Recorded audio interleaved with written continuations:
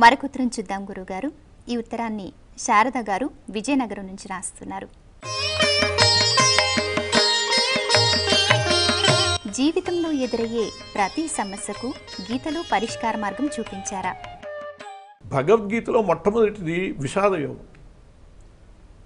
మనిషి యొక్క జీవితం కూడా మొట్టమొదటి విషాదంతోనే మొదలవుతుంది. పుట్టంగానే పిల్లవాడు ఏడుస్తాడు. ఒకవేళ వాడు ఏడవకపోతే కొట్టైనా ఏడిపిస్తారు డాక్టర్లు. అంటే ఏడుపుతోనే జీవితం మొదలు కావాలి.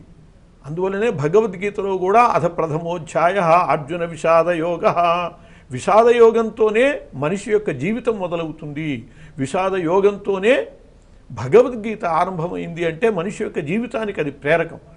మనిషి జీవితంలో ఏ సమయంలో ఏది నిర్వహించాలో వాటిలన్నిటిని కూడా భగవద్గీత సందేశ రూపంలో ఇస్తుంది.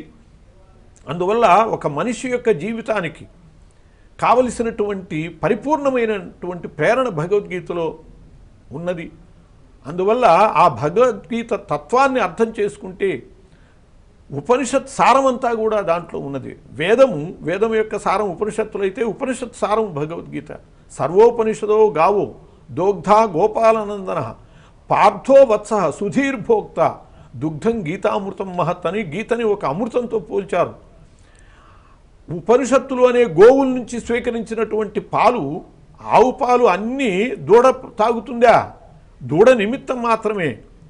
సమాజానికి ఆ ఆవు పాలు ఎలా అందుతాయో అట్లాగే భగవద్గీత అర్జునుని నిమిత్తంగా చేసుకున్న తప్పితే ఆయన చెప్పింది మొత్తం సమాజానికి, సమాజం బాగుపడటానికి, సమాజానికి హితము చెప్పటానికి. కాబట్టి అన్ని దశలలో కూడా మనిషికి కావలసినటువంటి సందేశాలు భగవద్గీతలో ఉన్నాయి.